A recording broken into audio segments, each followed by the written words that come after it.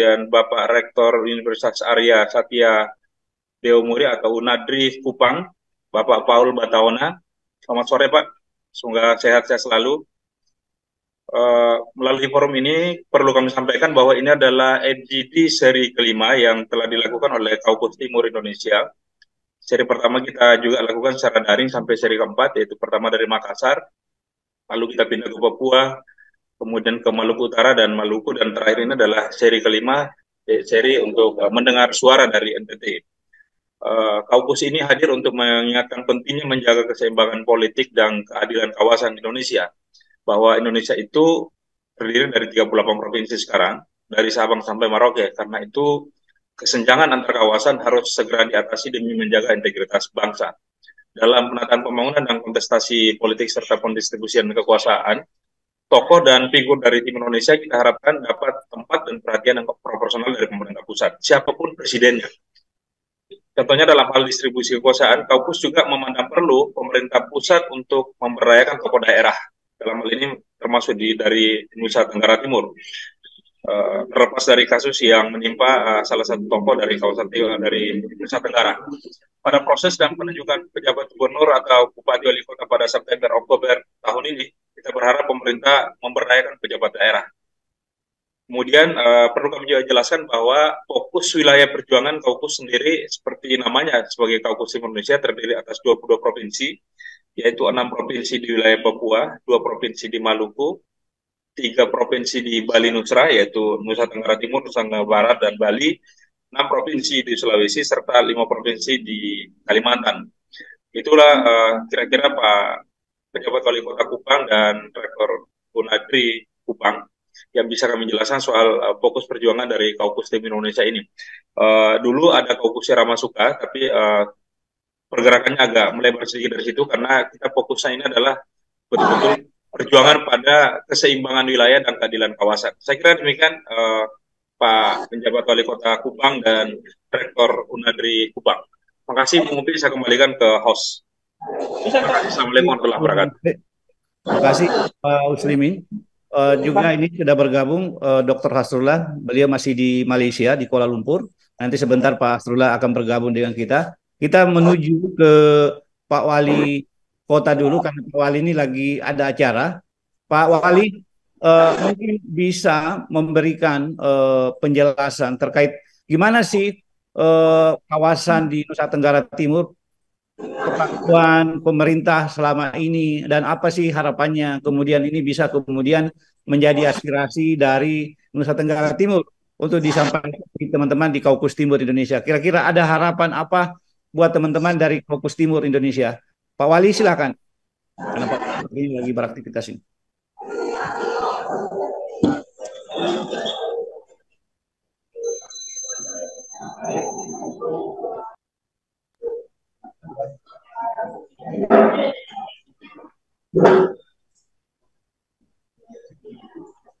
Pak Wali sepertinya lagi ini. Kita ke Pak Rektor dulu, Pak Paul Batoana. Selamat sore Pak Paul. Audionya Pak Paul belum ini.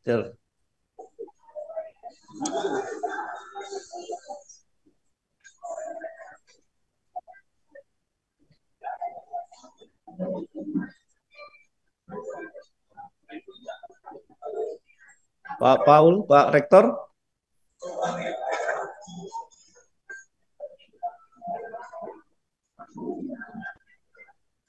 Pak Rektor masih aman sepertinya.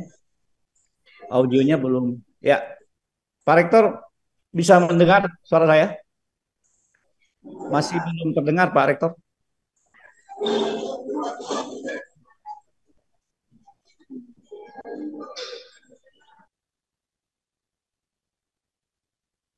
Sambil menunggu dua pembicara kita di Nusa Tenggara Timur, Pak Asrullah, 2 menit silahkan menyapa dari Malaysia, dari Kuala Lumpur, terhadap penjabat wali kota di NTT dengan Pak Rektor yang lagi mempersiapkan videonya. Pak Asrullah, silakan terkait dengan diskusi kita pada siang hari ini, mungkin ada harapan-harapan dari Kuala Lumpur. Saya dipersilakan, Wi. Ya, silakan Pak. Ya, saya harus minta maaf ini ya. Selama 2 minggu terakhir ini saya ada di Kalimantan Barat. Kemudian saya sekarang ini ada tugas khusus ke Universitas Kebangsaan Malaysia, melakukan sebuah presentasi ilmiah tentang keperkasaan media sosial gitu. Baik, saya pantau aja kalau begitu. Saya hanya ingin masukan karena yang menentukan sebenarnya ini ada dua, Pak Muslimin sama Pak Upi.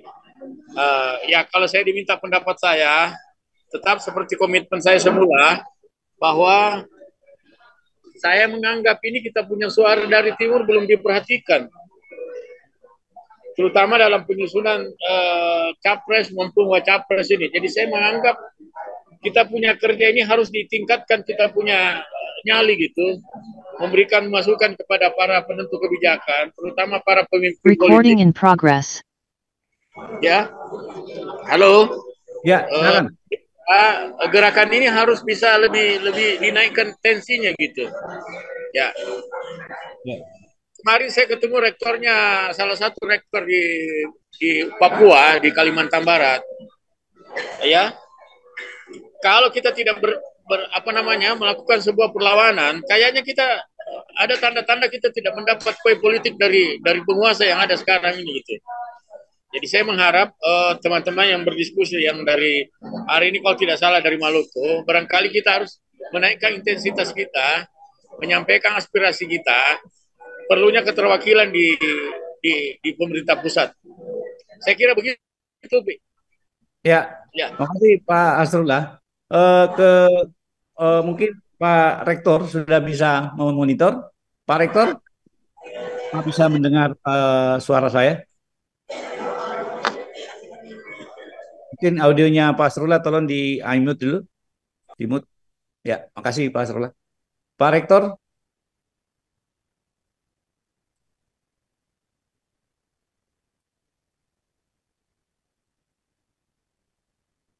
Sepertinya ada kendala audio ini di Nusa Tenggara Timur. Di Nusa Tenggara Timur sekarang sudah sebenarnya jamnya sama dengan Indonesia Tengah ya. Pak Uslimin mungkin gimana dengan pendapat dari Pak Asrullah tadi bahwa gaun dari Paus Timur Indonesia ini perlu ditingkatkan skalanya, apa langsung kita terkait dengan soal capres yang selama ini juga belum menyentuh substansi perjuangan teman-teman di kawasan timur, belum ada yang menyinggung-nyinggung isu kawasan, isu keterwakilan wilayah yang selama ini diperdebatkan dan didiskusikan di forum-forum baik di forum lokal maupun di nasional. Pak Usle, mungkin bisa ada masukan dulu. Ya, baik. Terima kasih. Jadi memang kalau soal pencapresan, tentu partai-partai politik itu akan berhitung berapa suara yang akan dibawa oleh setiap sosok. Nah, karena itu kita tidak bisa memaksakan, karena taruhlah saya yang mengambil dari Sulsel, maka suara dari Sulsel itu hanya 1,6 juta. Bandingkan dengan Jawa Timur yang 31 juta. Atau Jawa Barat yang 35 juta, maka pasti itu berkutatnya di situ. Nah, maka kita juga di Kaukus Timur ini juga sadar diri dan harus paham posisi bahwa secara proporsional juga kita harus mengambil peran yang mana yang bisa kita. Ya, kalau kita tidak bisa terlalu memaksakan untuk masuk sampai misalnya wapresnya Ganjar itu dari Timur Indonesia, lalu kemudian Ganjar mengatakan saya dapat berapa di situ, ya kan gitu. Saat ini kalau kita melihat komposisi suara pemilih di Indonesia itu memang masih berkutat di 3 provinsi besar di Jawa, ya, plus DKI Jakarta dan Banten. Jadi memang semua lembaga survei mengatakan siapapun capres, siapapun pasangan capres yang memenangkan 2 provinsi di Jawa, itulah yang memenangkan pemilihan presiden. Maka melihat itu kita juga harus sadar. Nah, paling tidak kita sebetulnya di Kaukus Timur ini tidak mengincar sampai pada tokoh presiden atau calon wakil presiden. Yang kita harapkan ini sebetulnya tokoh-tokoh ini bisa masuk ke kabinet juga mendampingi para presiden dan wakil presiden nanti. Hanya itu yang kita bisa lakukan karena secara proporsional ini. Ya, karena proses pemilihan kita berbeda dengan Amerika. Kita ini pemilihannya adalah satu orang satu suara. Nah, silakannya adalah yaitu sebaran pemilih itu masih menumpuk. 56% ada di Jawa. Ya. Dari 201 juta DPT, 203 juta DPT Indonesia yang sudah ditetapkan oleh KPU Republik Indonesia beberapa waktu lalu, itu ya masih 50, hampir 57% adanya tersebar di 6 provinsi di Jawa, dengan didominasi dengan 3 provinsi besar, Jawa Barat 35 juta, Jawa Timur 31, dan Jawa Tengah 28 juta. Kita di Indonesia Timur, ya, di Sulawesi Selatan hanya di Sulawesi hanya 14 juta, di Kalimantan 12 juta, Bali Nusa 11 juta, Papua 6 juta, Papua dan Maluku itu hanya 6 juta. 43 juta kurang lebih, 41 sampai 43 juta pemilih, ini 22 provinsi. Jadi hanya 2 provinsi saja diperhadapkan dengan Jawa Barat dan Banten, sudah lebih banyak mereka. Ya. Nah, gitu. Jadi ini yang kita juga harus secara proporsional, ya. Tidak bisa kita terlalu maksa-maksakan begitu menurut saya. Tapi tentu kita berharap, makanya di awal saya menyampaikan secara proporsional harus ada keadilan wilayah, ya. Jangan ada terlalu kesenjangan. Ya. Saya kira itu, Pak Upi. Oke. Bentuk keterwakilan wilayah itu yang mesti harus dirumuskan sebenarnya Ya. dengan baik. Dan mungkin ini Pak Rektor sudah bergabung juga. Pak Rektor, monitor, mungkin jaringan ya, kurang. Apa udah bisa, Pak? Audionya, suara videonya nggak kelihatan, Pak Rektor. Oh iya, siap. Ya. Wah itu kelihatan sudah. Pak Rektor. Pakai HP nih. Ya, makasih banyak Pak Rektor atas waktunya. Pak Rektor, tentu kita sebagai pimpinan perguruan tinggi yang terkenal di Kupang, kita perlu juga mendapat insight dari Pak Rektor. Apa sih sebenarnya yang terjadi di beberapa tahun terakhir di NTT? Bagaimana keterwakilan wilayah, bagaimana perlakuan pemerintah pusat terhadap NTT, dan apa sebenarnya yang terjadi di NTT sehingga kemudian suara-suara dari NTT itu bisa didengar oleh pusat dan kemudian bisa dimanfaatkan untuk kepentingan rakyat NTT. Pak Rektor mungkin ada analisanya sementara waktu ini. Silakan Pak Rektor. Baik, terima kasih Pak. Ya, jadi bicara pemimpin Indonesia, terutama dari timur, itu sebenarnya sangat menarik. Karena Indonesia Timur punya potensi yang luar biasa untuk bisa mengemban tugas-tugas besar itu, tugas-tugas kenegaraan, tugas-tugas yang bisa mensejahterakan masyarakat Indonesia. Tapi sayangnya bahwa tidak banyak orang Indonesia Timur yang tampil sebagai pemimpin ya di bangsa ini, pemimpin politik tentunya. Padahal kita tahu bahwa everyone can be called as a great leader or as a leader of Indonesia, ya, even from the east of Indonesia tentunya. Dan juga everybody has right to be a leader of Indonesia. Nah itu secara konstitusi. Tetapi sayangnya bahwa dari Indonesia Timur itu kurang berkiprah untuk bisa sebagai salah satu decision maker untuk atau penentu daripada arah pembangunan bangsa ini. Saya melihat bahwa satu persoalan utama itu masih pada politik primordial, ya, politik primordial yang kita anut ya, masing-masing kita orang Indonesia Timur kita anut. Jadi kita sudah didemarkasi sebagai bagian wilayah Indonesia Timur, dan tetapi kita justru tidak menunjukkan identitas kita itu yang bisa menjadi potensi menjadi aset untuk bangsa ini.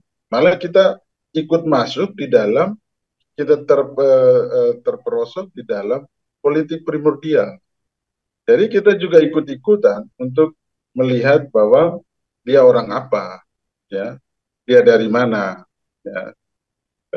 Bahkan yang paling saya alergi itu misalnya dia agama apa. Nah ini kan satu hal yang sangat primordial yang membuat kita tidak bisa bergerak lebih bagus, lebih objektif di tingkat nasional.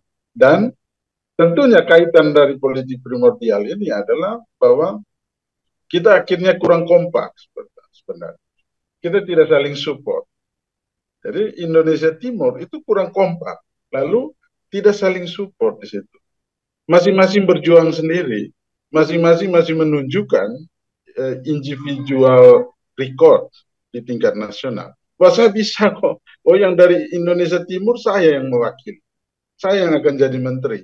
Saya akan dipilih jadi sekjen partai. Saya akan yang jadi ketua komisi. Nah, ini yang membuat ini, this is the big problem. Jadi masalah besar kita yang membuat kita tidak bisa terlalu berkiprah dan menjadi penentu arah pembangunan, arah kebijakan politik nasional kita. Jadi dua hal ini yang saya lihat bisa harus kita tuntaskan, harus kita bisa cari solusi bahwa politik primordial itu harus kita pelan-pelan kita hilangkan. Bahwa kita ini orang Indonesia, kita dari Indonesia Timur, kita dari matahari terbit, kita dari sunrise, itu kita punya power yang luar biasa. Kita punya potensi yang bisa menguasai dalam aspek tanda petik positif, bahwa kita bisa membuat negara ini menjadi lebih maju. Kenapa tidak? Karena potensi-potensi kita itu didukung dengan potensi alam yang luar biasa. Kita kaya akan aset, kita kaya akan alam, tetapi kita menjadi dipinggirkan oleh kenapa? Kita masih juga primordial, primordialisme kita masih pada itu, ego-ego sektoral, ya, ego-ego tertentu, perjuangan individu, lalu membuat kita jadi tidak kompak. Nah ini, dan satu dua orang yang tampil di publik nasional, di politik nasional, di kancah bangsa, di negara, NKRI, itu mereka memukul dada bahwa saya hebat, saya bisa. Dan dia kembali ke daerah, termasuk NTT. Dia mengatakan bahwa this is me, ini, it is me, ini saya. Kamu lihat politik besar, politisi besar yang bisa go nasional. Nah inilah yang perlu kita lihat menjadi racun, dan juga harusnya kita bisa atasi. Kalau kita bisa atas ini, maka kita bisa bicara lebih jauh soal cikal bakal atau ya persiapan-persiapan kita atau kader-kader kita yang harus kita persiapkan untuk bisa memegang kendali negara ini. Nah, mungkin itu komentar singkat saya, nanti kita diskusi lagi, Pak. Ya. Wah, itu analisa yang sangat tajam Pak Rektor ya. Jadi uh, ini menarik ya, karena isu-isu primordialisme itu dan ketidakkompakan yang terjadi selama ini itu yang menjadi batu sandungan, sehingga kemudian amat jarang tokoh-tokoh dari timur itu bisa bertahan lama di pentas nasional. Bahkan salah satu tokoh kita yang dari NTT kemarin terjerat kasus-kasus seperti korupsi misalnya. Jika kemudian ini menjadi evaluasi yang begitu mendasar yang harus dipikirkan secara bersama, bukan hanya untuk NTT tapi untuk masyarakat Indonesia Timur dan juga sebenarnya untuk Indonesia, karena pemetaan wilayah itu menjadi pemetaan wilayah dan keterwakilan wilayah menjadi sangat strategis di dalam mendorong bagaimana pemerataan itu terjadi. Pak Rektor, saya masih ingin elaborasi. Analisanya cukup tajam.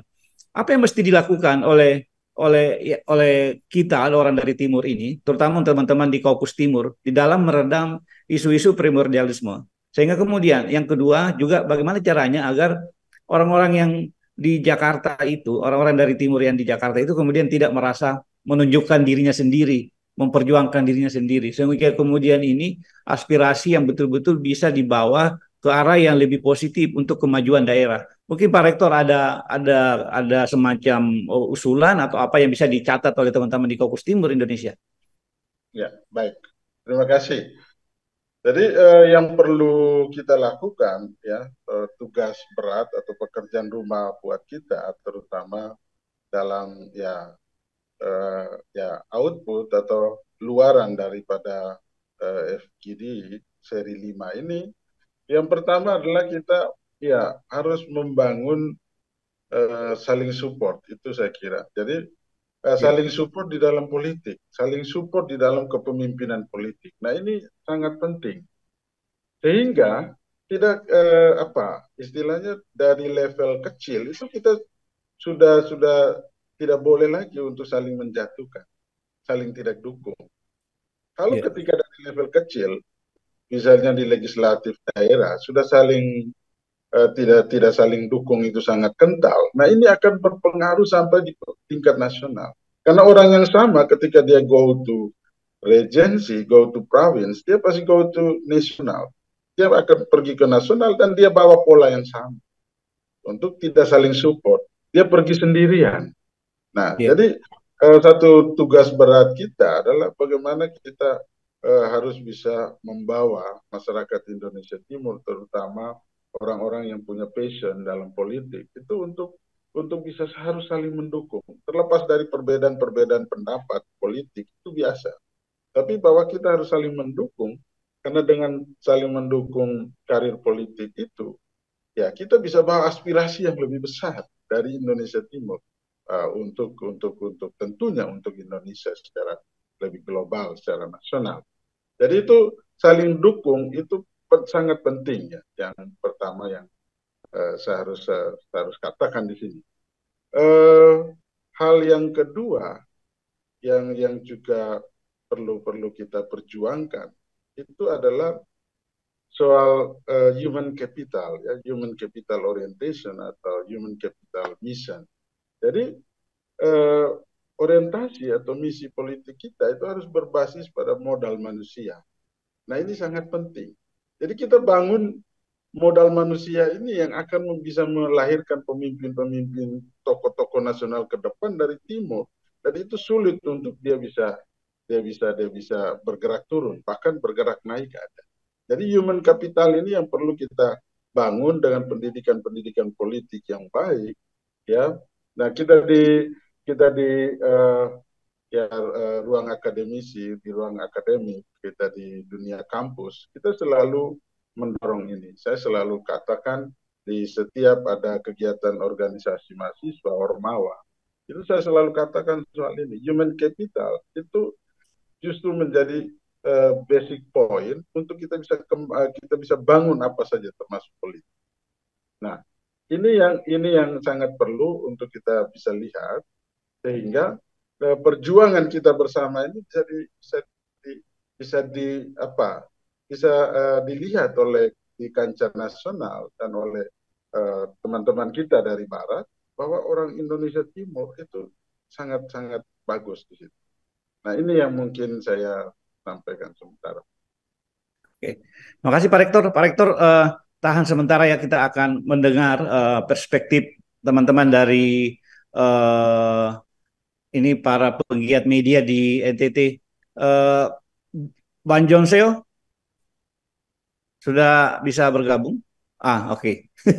Bang Jonseo, bagaimana sebenarnya selaku praktisi media Anda melihat perlakuan pusat terhadap Nusa Tenggara Timur selama ini?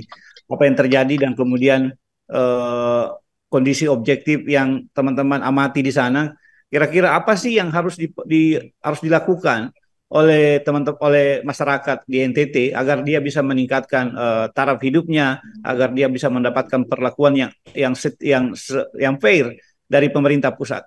Bang Seo, Ya, silakan, Wajib. siap. Baik, terima kasih. Sebelumnya, selamat sore Pak Rektor, selamat sore Pak Upik, dan semua.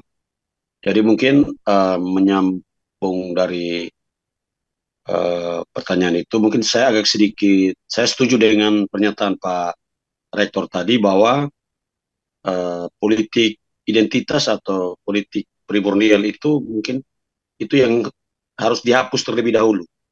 Iya, iya. Itu harus dihapus dulu sehingga timbul kekompakan dari pusat, perwakilan-perwakilan dari daerah yang di pusat itu harus kompak, apa yang mereka mau bawa ke NTT untuk meningkatkan taraf itu. Harusnya kan mereka berpikir masyarakatnya dulu yang diwakili oleh mereka. Kalau yang mereka berpikir tentang head on kehidupannya mereka, ya itu memang agak repot. Berarti masyarakat pasti akan terlupakan. Nah, ini perlu dibangun pemahaman dulu. Ini berkaitan dengan dalam waktu dekat juga ada mau pemilu. Jadi ini juga masyarakat harus diberi pemahaman bahwa yang dipilih itu harus yang mewakili masyarakat, bukan yang mewakili daerahnya atau mewakili eh, keluarga A, mewakili suku A, mewakili agama A di pusat. Itu yang harus dihilangkan dulu. Jadi pusat itu harus kompak sehingga apa yang mau dibawa ke NTT untuk peningkatan taraf hidup, karena NTT ya masih ketiga yang termiskin di Indonesia, itu masih belum ada peningkatan sama sekali. Mungkin sebentar dari saya itu, Pak Upi. Iya. Kalau Anda lihat Bang Jol ya, bagaimana sih sebenarnya potensi pemimpin-pemimpin dari NTT yang bisa punya karakter, punya potensi untuk bisa berkembang di pentas nasional. Sejauh ini banyak tokoh-tokoh sebenarnya yang punya kans untuk itu, tapi itu tidak terlalu dimunculkan. Apa sebenarnya yang terjadi, Bang Jol, di sana? Apa karena media tidak mengcover dengan baik atau gimana? Baik, terima kasih. Mungkin kalau dari sisi media, uh, para tokoh-tokoh di sini selalu di blow up oleh media. Kadang di blow up sehingga mereka bisa duduk di, misalnya di Senayan, atau duduk sebagai menteri. Itu sering di blow up oleh media karena kita Ya, berpikir bahwa kalau ada tokoh kita di sana, kita harus jaga. Kita harus jaga tokoh ini. ya. Tapi yang sulitnya, tokoh ini dia tidak memperhatikan daerah ini, itu yang sulit. Tapi kalau dari sisi media sebenarnya sudah bagus, mereka sudah mendorong, misalnya ada banyak lah pejabat yang berkiprah di nasional yang dari NTT, bahkan sampai taraf menteri, walaupun terakhir juga terjerat eh, kasus-kasus korupsi. Nah ini media sendiri melihat bahwa potensi ini harusnya eh, dibawa oleh pejabat yang ada di pusat. Tapi kalau mereka di sana berpangku tangan, itu yang repot. Kadang kan orang NTT itu seperti yang Pak Iya, Rektor iya. bilang tadi. Seperti Pak Rektor bilang tadi. Oh dia asal, misalnya saja, mungkin asal ngada. Oh ini pasti dia akan perhatikan ngada. Padahal kan dia mewakili NTT, dia bukan mewakili ngada, kabupaten. Nah yang maju nanti akan terlihat di ngadanya. Tapi di daerah lain, wah, jalan mulus menuju ke rumah pejabat. Tapi di jalan masyarakat, jalan tani, hancur berantakan. Ini yang mesti dirubah pola-pola ini. Kita sudah sering mengingatkan melalui pemberitaan. Cuman ya kita kan sehabis di berita atau apa tidak bisa untuk blow up lebih lanjut, misalnya buat laporan atau seperti apa. Mungkin begitu, Bang. Ya, makasih Bang Jon. Mungkin Pak Ya. Uslimin ingin berinteraksi langsung dengan Pak Rektor, dengan Bang Jon ya, karena Pak Wali masih di lokasi acara, jadi sudah barusan dapat informasi bahwa Pak Wali lagi menghadiri acara penerimaan haji di Kota Kupang. Mungkin silakan Pak Uslimin Ya, baik. Saya ke mengelaborasi tentang isu ya, primordialisme itu di sana ya, di NTT. saya ke Pak Rektor. Soal ada dua problem besar kita di Indonesia Timur, yaitu yang disampaikan oleh Pak Rektor, yaitu pertama politik primordial yang masih terbangun. Sebetulnya ini juga kenapa ini masih tumbuh subur, karena memang sengaja dipelihara agar kita selalu dalam bayang-bayang politik primordial. Nah, Pak Rektor, mungkin Pak Rektor, yang kedua yang disebutkan tadi adalah bagaimana membangun human capital, jadi membangun manusianya. Nah, Pak Rektor, dalam ini kan perjuangan untuk human capital ini, kita membangun human capital di Indonesia Timur, ini kan sebetulnya sudah lama sekali digaungkan. Apa problemnya, Pak Rektor? Sehingga sampai hari ini, hal itu belum kita menemukan titik terang yang luar biasa. Kenapa masih, sepertinya kita masih jalan di tempat. Padahal ini barang, kita sudah paham, termasuk politik primordial sebetulnya ya.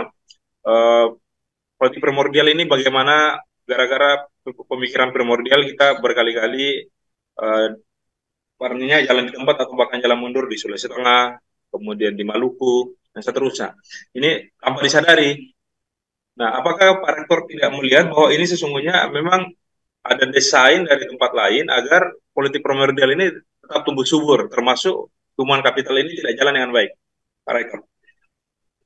Ya, baik, terima kasih, Pak. Jadi saya melihat bahwa human capital, modal manusia, itu dari Indonesia Timur dia bergeraknya sangat pelan, ya, sangat pelan, tertati-tati atau juga kurang cepat, dan akhirnya mengakibatkan misalnya justru beberapa dari Indonesia Timur itu kita di peringkat yang bawah. Seperti tadi Pak John Seos katakan, Indonesia ketiga sewaktu provinsi masih 34, sekarang sudah tambah 3, kita terbantu dengan pemekaran. Kalau tidak pemekaran ya kita 3 terus. Ketika pemekaran kita naik lumayan lah, misalnya 6 dari belakang. Seperti itu. Nah, saya melihat human capital, misalnya fokus kita pada human capital itu dia pelan, berjalan sangat slow, karena memang yang pertama adalah sinergisitas daripada lembaga, komponen-komponen masyarakat, lembaga, institusi, organisasi itu sangat belum terbangun dengan baik. Jadi karena sinergisitas kita itu pincang, akhirnya membuat human capital juga dia berjalan sangat pelan. Ya, itu sinergisitas tidak dibangun dengan baik ya di Indonesia Timur, di NTT, dan saya sering juga memantau bukan hanya di NTT tapi di Maluku, di Papua, saya sering ikuti. Itu ya kurang lebih 11-12 lah, kurang lebih sama. Kita bergerak pelan. Nah, saya melihat Kalimantan juga sudah mulai pelan ya, karena itu sinergisitas juga kurang bagus. Sebenarnya Sulawesi itu dia sedikit lebih dominan. Itu di Indonesia Timur, Sulawesi lebih dominan, dia lebih bagus ya, lebih bagus. Kita harus objektif mengatakan bahwa berkembang lebih cepat ya Sulawesi. Ya. Jadi Sulawesi ini dia bisa berkompetisi dengan Jawa, Sumatera. Nah, untuk kita yang di luar Sulawesi, ya kita berjalannya sangat pelan dan kita tidak pernah dilihat sedikit pun, sangat di underestimate oleh teman-teman kita dari barat dan sebagainya. Jadi sinergisitas ini tidak dibangun, sudah sinergisitas tidak dibangun dengan baik, ya interes sektoral, kepentingan sektoral ini juga kuat di kita. Akhirnya apa? Misalnya soal kaderisasi. Nah, kita tidak bisa untuk bisa secara objektif kita merangkul semua unsur ada di situ. Semua orang ada di situ. Semua dari mana aja dia ada di situ. Tidak. Orang selalu kita sudah di timur, masih lagi membuat apa pemetaan ya. Kita membuat dikotomi, kita membuat demarkasi. Lalu ada tumbuh subur di situ yang sebenarnya kita kadang tidak sadari, itu nepotisme. Jadi orang masih membawa orangnya untuk ada di situ. Orang masih membawa, oh ini kenalan saya yang dekat yang ada di situ, tanpa melihat objektivitas. Jadi ini yang sangat subjektif yang juga ikut melemah human capital. Saya kasih contoh, misalnya kita di daerah. Nah, orang yang justru punya idealisme bagus di membangun NTT dari aspek pendidikan, misalnya, itu akan diblok. Gitu. Jadi orang akan mencari yang punya ya istilahnya punya persepsi yang sama. Saya tidak ngomong visi karena itu kurang bagus. Kalau visi artinya yang bagus, yang bright, yang cerah. Tetapi saya sampaikan persepsi karena itu kurang positif sebenarnya. Jadi yang mereka mencari yang persepsi sama untuk ada di sana, melemahkan roda pembangunan sebenarnya, termasuk human capital. Padahal kita di dunia pendidikan itu kita selalu membangun dan membangun. Ya, kita mengikuti perkembangan ya hari ini, dunia hari ini. Supaya bagaimana orang-orang kita yang jauh dari kemajuan ini tetap memiliki akses yang sama dengan yang jauh. Jadi saya sampaikan mahasiswa saya ketika kalau ada kuliah umum saya sampaikan, don't be afraid ya about local ya about your region. Jadi jangan Anda itu takut, Anda ragu tentang Anda ada di sini ya. Tapi justru Anda ada di sini, Anda sama, belajar dengan teman-teman yang ada di tempat lain yang lebih maju. Karena apa? Kita memberi input yang sama.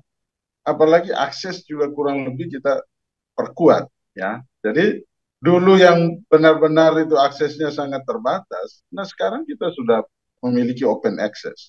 Nah, open access ini yang membuat justru kita harus cepat berkembang dalam human capital. Nah, jadi kembali bahwa kita butuh sinergi lagi, sinergi yang lebih kuat semua komponen, ya, sehingga kita bisa membangun human capital, termasuk human capital dalam aspek politik. Nah, dalam politik sehingga dalam leadership, sehingga benar-benar ya 1-2 tahun ke depan, bahkan menjelang 2024 ini kita sebenarnya sudah bisa menemukan bibit yang pas untuk dia bergerak di kancah nasional. Baik, saya kembalikan. Oke, Pak Rektor, Pak Uslimin mungkin masih ada pertanyaan ke Pak Rektor yang saya pikir perlu terus dielaborasi ya. Penjelasannya ini sangat menarik dan mungkin bisa jadi nanti di event yang lebih besar, Pak Rektor juga kita akan mintai keterangan kembali untuk memberi masukan-masukan yang konstruktif ya buat pemikiran-pikiran dan gagasan-gagasan penting ya tentang bagaimana Indonesia Timur ini bisa keluar dari cengkraman ini. Sepertinya cengkramannya ini cukup kuat karena isu-isu yang dibahas itu menjadi sangat strategis. Wan John mungkin gimana sih sebenarnya melihat situasi ini? Apa yang harus dilakukan oleh teman-teman bukan saja di NTT saya pikir, tapi pikiran-pikiran dari Pak Rektor ini kan bisa membuka wacana bahwa wah, ini persoalannya juga cukup isunya kita ini betul-betul mundur ke belakang ya karena banyak persoalan-persoalan yang seharusnya ini kita sudah ada bahas, ternyata kita masih berputar di isu-isu primordialisme, isu-isu memperjuangkan diri sendiri dan sebagainya sebagainya. Dan ini membuat kita jalan di tempat. Banjol mungkin ada karena selalu melihat interaksi tokoh-tokoh di NTT, tokoh-tokoh di Timur selama ini. Gimana caranya ini bisa keluar? Ini jadinya kayak lingkaran setan yang yang susah untuk kita atasi sepertinya. Lanjut. Baik, baik. Ya, terima kasih Bang Upik. Jadi apa yang dibicarakan Pak Rektor tadi itu semua benar. Itu semua benar. Dan kami temui kalau kami liputan di lapangan. Itu kalau misalnya contoh saya menjabat sebagai gubernur, itu pasti nanti ikutannya itu pasti gerombolan saya ya ikutan. Ada yang honor, ada yang ya cuma jadi dayang-dayang, cuman ya tiap hari hanya main handphone. Yang penting dia honor, tapi dia harus keluarga saya atau misalnya orang dekat saya atau satu daerah. Dan itu di sini itu hal yang biasa sebenarnya. Itu yang menjadi susah karena untuk mau keluar atau membangun manusia seperti yang Pak Rektor bilang akan susah. Jadi kalau 5 tahun dia menjabat, berarti 5 tahun orang-orangnya sejahtera. Nanti kalau 5 tahun lagi dia tidak menjabat, itu orang-orangnya sudah itu. Dia sudah taruh dari lingkaran setan seperti abang bilang di dalam pemerintahan itu. Itu yang repot dan itu memang terjadi dan kita temui.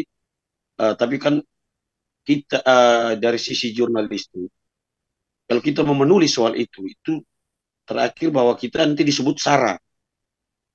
Ini juga persoalan di jurnalis.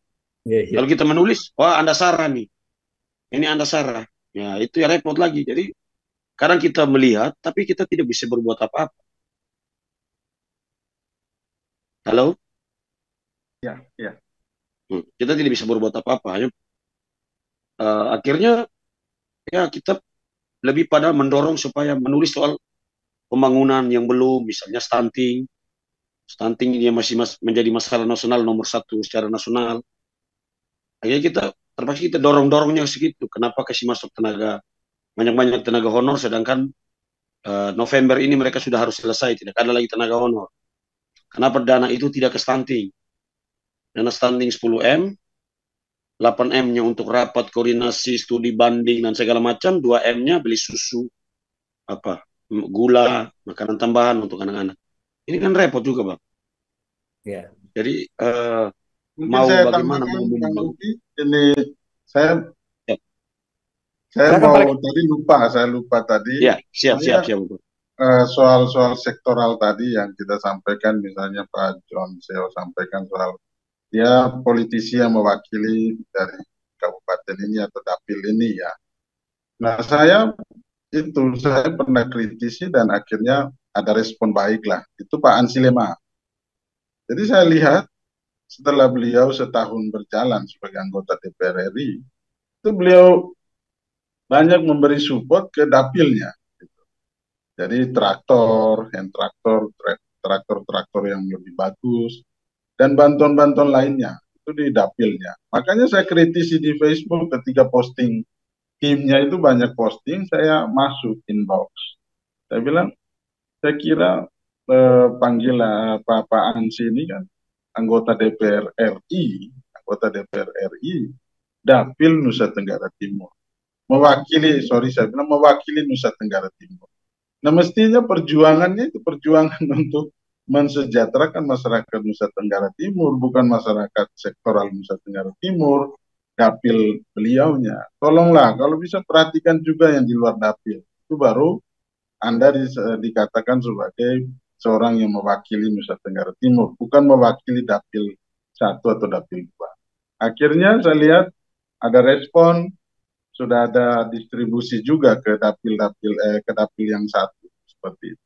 Nah, ini saya tambahkan tadi untuk yang pemimpin kita. Terus yang satu lagi juga tadi saya lupa sebenarnya adalah eh, ya kaderisasi saling topang ketika seseorang itu dia mendapat amanah nasional. Nah, ini sangat kurang ya, sangat kurang, dan dia sendiri yang mendapat amanah ini tidak mengkaderkan orang-orang yang dari Indonesia Timur. Nah, ini yang sulit. Dia merasa sudah berdiri bagus, dan dia akhirnya menjadi kebanggaan yang sebentar lagi akan selesai. Seperti itu. Dia lebih senang kebanggaan sesaat, Pak. Dia bisa mendapatkan amanah nasional. Jadi yang saya sampaikan kurang topang adalah bahwa orang kita yang sudah melihat bahwa si A dia dipercayakan sebagai ketua komisi, sebagai menteri misalnya. Nah, justru kita harus menjaga dia.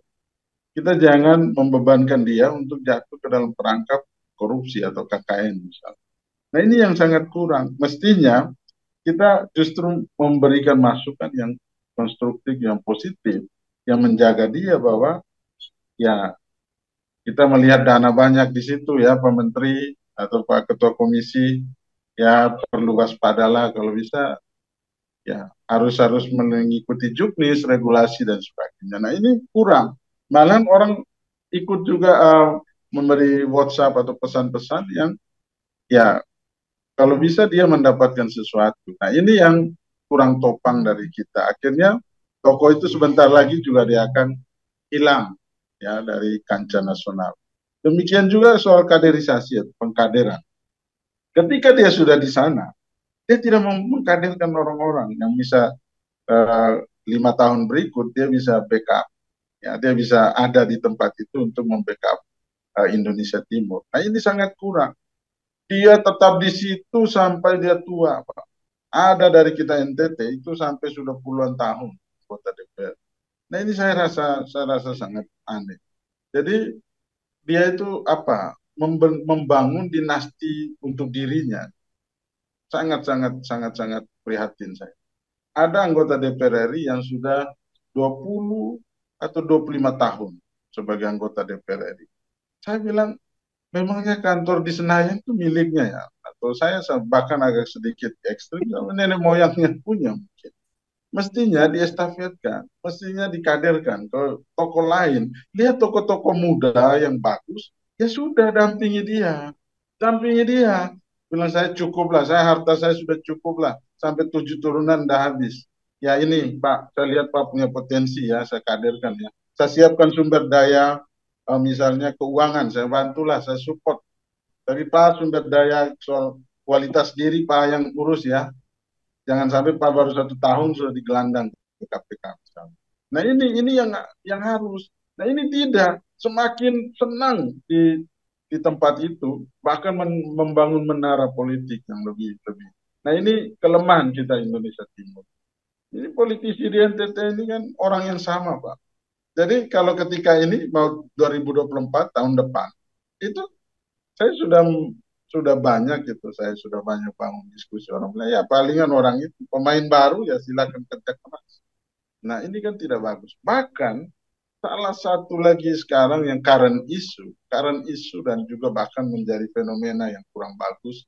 Saya belum cek di Maluku dan sebagainya, tapi di NTT itu politik dinasti untuk keluarga.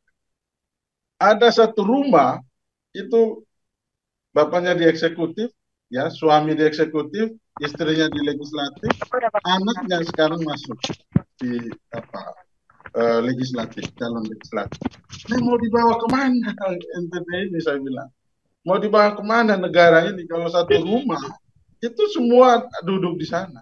Dua di Senayan, satu di daerah sebagai eksekutif. Oke, Pak Tidak Rektor. tidak ada orang lagi. Pak Rektor, sorry, saya potong. Pak Wali sudah bergabung nih. Oh Karena ya, siap. Pak Wali, Nanti baru lanjut ya. sorry, sudah diganggu waktunya. Pak Wali, kita tadi sudah diskusi panjang lebar soal bagaimana kawasan timur ini seharusnya di NTT itu bisa berkembang, bisa lebih maju. Nah, tadi ini ada diskusinya nih, ada dua isu yang krusial yang terjadi di NTT. Yaitu pertama masih isu primordialisme yang begitu tinggi dan masing-masing masih berjuang diri dengan sendiri sendiri. Sehingga kemudian nyaris tidak ada tokoh-tokoh dari NTT yang bisa berkiprah secara nasional. Pak Wali, mungkin ada insight terkait kondisi yang terjadi belakangan ini di NTT, dan mungkin juga ada harapan-harapan ke depannya buat Kaukus Timur Indonesia untuk memperjuangkan aspirasi wilayah dan keterwakilan wilayah. Terima kasih. Pertama saya mengajak kita bersyukur dulu karena Nusa Tenggara Timur masih punya masih memiliki kondisi yang jauh lebih baik menurut saya, karena selama beberapa tahun terakhir ini hampir nyaris kita dalam kesulitan menghadapi COVID, menghadapi seroja, toh kita punya pertumbuhan masih positif karena kondisi keamanan dan ketertiban kita masih baik. Oleh karena itu khusus Kota Kupang, saya merasa ini kota akan jauh lebih maju apabila kita tidak mempermasalahkan perbedaan-perbedaan. Kalau saya justru melihat perbedaan itu sebagai kekayaan yang bisa mempersatukan kita untuk mengisi kelemahan satu dengan yang lain. Karena kalau tidak, maka kita akan terkunci dengan pola pikir yang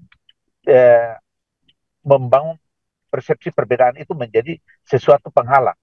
Nah, ini saya kira menurut saya kita harus lihat kenapa pendiri-pendiri bangsa kita itu justru mereka nasihat kita betul-betul untuk kita selalu bersatu. Kalau kita bersatu, maka kita memiliki kekuatan yang hebat untuk mendorong pembangunan-pembangunan baik di mana saja kita berada, termasuk di Kota Kupang dan di Nusa Tenggara Timur. Oleh karena itu bagi saya, kita perlu membangun komunikasi yang terbuka, yang lebih baik. Saya kira dengan begitu mungkin kita akan jauh lebih maju. Kalau saya lihat semua potensi, saya tidak lihat menjadi soal. Minta maaf, saya setelah Pak Gubernur Bapak Victor Bungtilo Leskodan datang di Nusa Tenggara Timur, yang membangun stigma cara berpikir bahwa kita bisa, kita mampu, kita memiliki kekayaan dan lain-lain. Kita perlu berubah menjadi rasa bertanggung jawab. Itu dengan lebih besar lagi. Kalau dengan kesadaran kita bisa buat, maka kita akan bisa lain, terutama negara-negara yang tingkat kesulitan wilayahnya lebih hebat dari kita, toh mereka bisa lebih maju karena sumber daya manusianya hebat. Nah, kita terjadi kesenjangan yang begitu besar, sekian puluh tahun antara Indonesia Barat dan Indonesia Timur, inilah membuat cara berpikir kita juga mengalami kelambatan-kelambatan. Padahalnya harusnya tidak boleh. Orang-orang kita yang keluar, yang dengan kerja keras yang sungguh-sungguh, tingkat keberhasilannya jauh lebih tinggi dan mereka muncul ke permukaan, itu karena kerja keras yang luar biasa. Oleh karena itu saya pikir Kita hanya perlu diberikan kesempatan untuk bagaimana kita mendorong SDM kita dengan lebih baik lagi sehingga kita memiliki cara berpikir yang berbeda. Dengan cara berpikir yang berbeda, maka tentu kita melihat segala sesuatu dari perspektif yang positif. Begitu kita mulai dari perspektif negatif, maka selamanya kita tidak pernah akan ketemu jalan yang terbaik untuk kita lakukan secara bersama-sama. Pasti ada kurangnya. Gimana ada kesempurnaan? Tidak mungkin. Yang sempurna itu hanya Tuhan Allah menurut saya. Oleh karena itu, maka saya berpikir kita paling bagus seperti cara-cara pendiri bangsa dulu. Duduk secara bersama, diskusikan, sepakati, dan kita eksekusi. Karena negara khusus Provinsi Nusa Tenggara Timur dan juga Kota Kupang, ini membutuhkan eksekutor. Orang pintar sudah terlalu banyak. Teori juga terlalu banyak. Eksekutor yang kurang. Karena kita terkunci dengan pikiran satu menyalahkan satu, satu curiga satu, satu berpikir yang berbeda terhadap yang satu. Kita belum lihat satu tujuan utama besar kita adalah kesejahteraan masyarakat. Atau dengan yang Pak Gubernur bangun tagline NTT Bangkit, NTT Sejahtera. Sebenarnya itu bangkit bukan hanya bangkit badannya saja, tapi bangkit cara berpikir, bangkit cara bekerja, bangkit cara belajar, bangkit segala macam. Oleh karena itu, maka saya pikir dengan didorong pariwisata sebenarnya sebagai remover dengan tujuan untuk dia mampu mendorong dan juga menarik berbagai macam gerbong untuk kita maju. Saya kasih contoh saja, saya kerja menjadi penjabat 11 bulan, kerja sampah tiap hari selama 11 bulan, itu pun tingkat kesadaran masyarakat belum kita capai. Ini berarti butuh proses. Nah, kita sudah terkurung sekian lama. Oleh karena itu menurut saya, tidak usah lagi kita mempersoalkan perbedaan. Tapi bagaimana perbedaan itu kita cari satu media untuk mempersatukan, untuk mengisi satu dengan yang lain, sehingga kita fokus pada tujuan kita. SDM harus hebat. Karena SDM hebat, maka seluruhnya akan mengikuti itu. Ekonominya hebat, kesehatannya hebat, pendidikannya hebat. Contoh saja Bapak, tidak banyak orang yang berpikir tentang PAUD dan TK sebagai level pertama yang harus diberikan makanan yang terbaik, informasi yang terbaik, sehingga terbangun cara berpikir yang baik, mimpi-mimpi yang hebat mulai dari anak-anak. Kita selalu berpikir yang hilirnya, tidak berpikir mulai dari hulu. Apalagi tidak kawal secara prosesnya secara baik. Dan ini membuat kita, menurut saya, tidak akan maju. Oleh karena itu, menurut saya, mari kita duduk, kita diskusikan, kita rumuskan secara bersama, kita sepakati, kunci dengan payung aturan, dan kita laksanakan. Kita kawal bersama-sama. Maka saya kira itu akan menjadi lebih baik. Saya kira itu mungkin menurut saya kondisi sekarang ini, kondisi khusus Nusa Tenggara Timur, bagaimana memenangkan mindset masyarakat untuk bangkit kerja keras menuju keberhasilan. Karena tanpa disiplin, tanpa kerja keras yang sungguh-sungguh, saya kira sangat sulit. Di mana saja. Kita kan melihat saja kesenjangan yang terjadi antara Indonesia Barat dan Indonesia Timur. Ini kan sekarang ini baru mulai dengan hadirnya Pak Jokowi ini, segala sesuatu mulai mengalir ke Indonesia Timur. Dan itu kita merasakan bagaimana pembangunan-pembangunan yang terjadi. Oleh karena itu, maka kenapa juga Pak Gubernur, Pak Victor Longsodat, ambil kebijakan untuk meminjam doi, untuk membangun seluruh infrastruktur, untuk membuka akses-akses perpenjaraan informasi, maupun segala macam potensi komunitas dari luar untuk masuk ke pusat-pusat perdagangan. Ini saya kira banyak hal. Jadi menurut saya, mari kita duduk bersama, rumuskan, sepakati, kunci, kita kerjakan. Tidak usah kita berteori banyak-banyak. Saya kira itu. Terima kasih. Ya, Pak Wali, luar biasa Pak Wali. Dan memang ada harapan yang lebih besar dari masyarakat NTT sendiri bahwa apa yang sekarang terjadi di NTT dengan semangat membangun yang dilontarkan tadi Pak Wali dan Gubernur ya, yang NTT bangkit, NTT bergerak itu menjadi lokomotif dari perubahan. Kalau Pak Wali sendiri melihat selama ini bagaimana sih seharusnya apa yang harus dilakukan oleh masyarakat NTT sehingga kemudian selain pembangunan SDM-nya, keterwakilan wilayah itu bisa lebih bergerak lebih maju lagi karena tadi Pak Rektor mengatakan pembangunan kita ini agak berjalan lambat dibanding dengan kawasan di barat. Betul Bapak, itu yang saya bilang tadi, kalau kenapa keterlambatan ini terjadi, pelambatan ini terjadi, Karena kita tidak mempersiapkan sumber daya manusia kita dari kecil-kecil.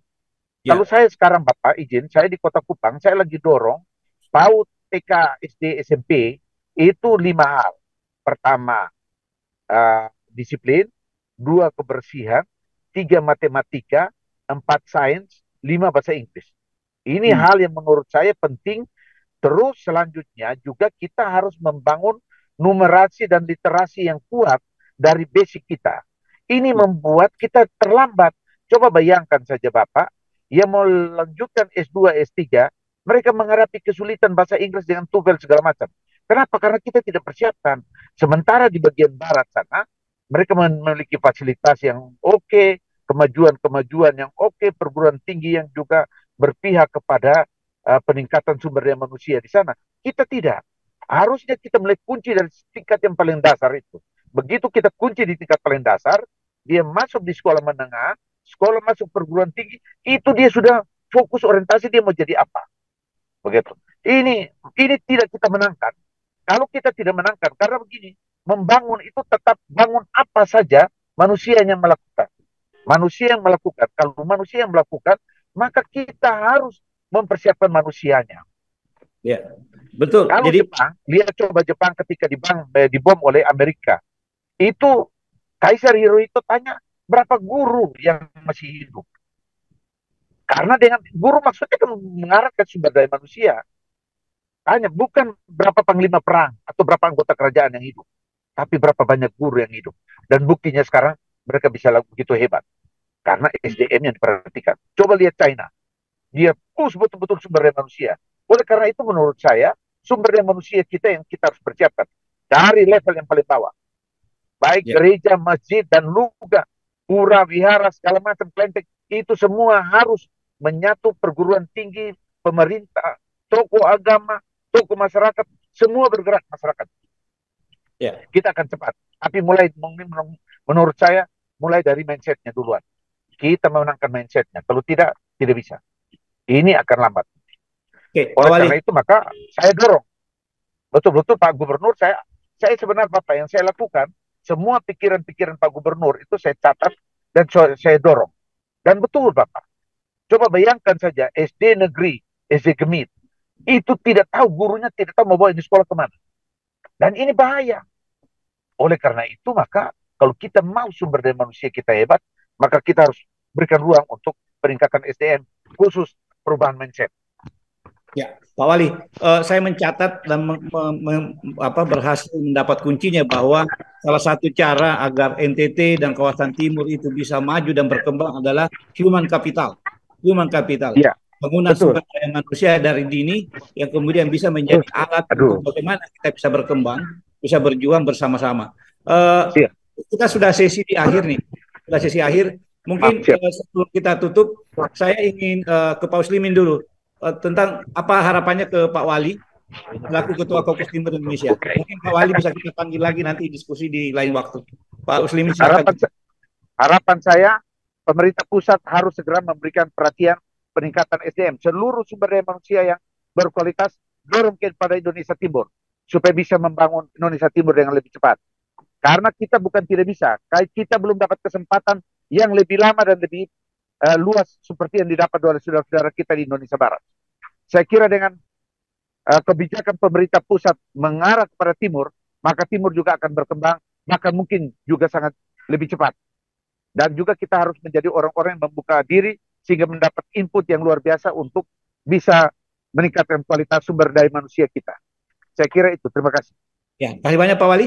Terima kasih banyak atas waktunya. Mudah-mudahan Pak Wali tetap sehat, tetap kuat untuk membangun bangsa Indonesia. Siap. Indonesia maju. Indonesia maju. 2045. Nanti kita kasih Pak Wali. Kita sambil Pak Wali, karena Pak Wali ada kegiatan lain, silahkan bisa tinggalkan. Pak Rektor, tadi menarik ya soal human capital itu. Akhirnya disinggung tadi Pak Wali bahwa ternyata kita tidak kekurangan SDM, cuman karena nggak diberi kesempatan untuk bisa melakukan pembenahan secara dini sehingga kemudian kita bisa tidak tertinggal lebih jauh. Pak Rektor, mungkin ada closing statement terkait diskusi kita pada sore hari ini. Ya,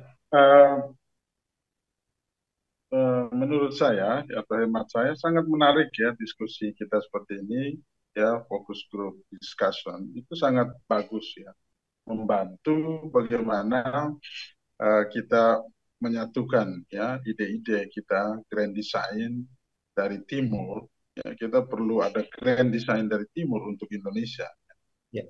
Jadi from the east to Indonesia. Nah, ini grand design yang perlu kita bangun, yang tentunya tadi kita sudah banyak diskusikan dengan memulai dari human capital, lalu kita masuk pada aspek-aspek lain, sampai pada tokoh-tokoh kita yang sudah ada atau yang nanti hadir di sana, bagaimana kita menjaga supaya ada sustainability, supaya tetap bahwa keterwakilan kita ada, dan pemerintah pusat melihat bahwa Indonesia Timur merupakan suatu aset yang luar biasa, aset yang berharga. Aset berharganya itu tidak hanya sumber daya alam, tapi ternyata SDM. Jadi tidak hanya SDA, tapi SDM. Diskusi ini sangat menarik untuk kita bisa lahirkan ya, tokoh-tokoh di kancah nasional. Ya, kita sebenarnya sedang mengkaderkan, kita sedang menyiapkan ya, tokoh-tokoh kita untuk bisa berjuang lebih keras untuk membangun Indonesia mulai dari timur untuk Indonesia dan kembali ke Indonesia Timur. Itu yang saya bisa sampaikan statement. Oke, makasih banyak Pak Rektor, dan berharap Pak Rektor nanti bisa kita undang lagi di forum yang lebih besar sehingga kemudian setelah FGD di 22 kota nanti Pak Rektor kita ketemu. Jadi mungkin ada beberapa narasumber yang bisa kita ajak bersama untuk duduk membahas tentang green design, bagaimana membangun Indonesia itu dari timur. Dan saya pikir memang ada masa di mana era saat ini adalah era Indonesia Timur. Bang John mungkin ada, terima kasih Pak Rektor ya. Terus Bang John mungkin ada closing statement terkait diskusi kita pada sore hari ini. Baik, terima kasih Pak Upi. Pada prinsipnya kami kalau dari jurnalis, kami mendukung semua program dari pemerintah, dari penjabat wali kota, dari Pak Gubernur di sini untuk bagaimana mensejahterakan masyarakat di Nusa Tenggara Timur. Tapi tugas kami tugas kami lainnya ada tetap mengawasi pembangunan yang berjalan sehingga bisa merata dan mencapai sasaran, jangan sampai tidak tepat sasaran. Itu saja mungkin dari kami. Terima kasih. Terima kasih Bang John. Mungkin ke Presidium Kaukus Tim Indonesia, Pak Uslimin, menutup acara kita pada sore hari ini yang luar biasa. Kita dapat insight yang menarik ya dari Pak Rektor, Pak Wali, dan Bang John. Pak Usli, silakan. Oke, baik. Terima kasih, Pak Muti. Terima kasih, Pak Rektor, Pak Wali Kota Kupang, dan Pak John. Diskusi kita di seri kelima Kaukus Timur ini sangat luar biasa. Kita telah meneropong apa yang terjadi di Nusa Tenggara Timur, dan insya Allah apa yang muncul dari FGD seri kelima ini akan kami rangkum bersama dengan seri-seri lainnya, FGD seri 1, 2, 3, 4. Untuk selanjutnya, seperti kami diskusikan dengan Pak Upi beberapa waktu lalu, insya Allah Agustus ini nanti kita akan sampaikan ini hasil diskusi di semua kota, 20, target kita ada 22 kota di kawasan timur Indonesia, untuk kemudian kita sampaikan kepada pemerintah pusat, termasuk insya Allah kita akan teruskan ini juga kepada para calon presiden yang akan didaftarkan ke KPU pada bulan September nanti. Nah ini insya Allah kita akan coba hadir, Kaukus akan coba hadir di arena pendaftaran calon presiden, sehingga begitu mereka selesai mendaftar, kita langsung serahkan rekomendasi bahan rujukan dari Kaukus Tim Indonesia, rangkuman dari minimal 22 seri diskusi. Jadi NTT aspirasinya apa, Papua apa, Maluku Utara apa, Sulawesi dan seterusnya seperti apa. Saya kira demikian. Jadi terima kasih buat Pak Rektor, Pak Paul. Terima kasih Pak John, Pak Ketua AMSI NTT. Salam untuk teman-teman jurnalis di Papua. Pak Wali Kota sudah keluar saya kira ya. Terima kasih Pak Wali atas kesempatan yang diberikan kepada Kaukus untuk kita mendengarkan aspirasi dari teman-teman Papua. Mohon maaf apabila dalam FGD seri kelima ini ada yang kurang berkenan untuk kita semua. Insya Allah mudah-mudahan dalam waktu dekat kita bisa melakukan secara luring, karena ini masih daring, paling tidak mungkin secara hibrid. Ada yang memang berhalangan hadir, tidak bisa ada di tempat, bisa ikut lewat daring, tapi yang bisa hadir secara luring bisa datanglah secara luring. Ini tergantung dari nanti kita perjuangan dari Kaukus, bagaimana mudah-mudahan harapan itu bisa kita realisasikan. Saya kira demikian atas partisipasi kita semua, atas izin kita semua, Pak Upik, kami dari Kaukus Timur menyatakan terima kasih. Bila taufiq wal hidayah. Assalamualaikum warahmatullahi wabarakatuh. Selamat sore, salam sejahtera untuk kita semua. Makasih Pak Uslimin. Dan terima kasih Pak Upik. Dengan berakhirnya closing statement dari Presidium Kaukus Timur Indonesia, maka berakhir pula edisi UPISO kali ini. Bersama kru yang bertugas, ucapkan terima kasih. Sampai berjumpa di episode berikutnya. Assalamualaikum, selamat sore, salam sehat buat kita semua. Siap, terima kasih.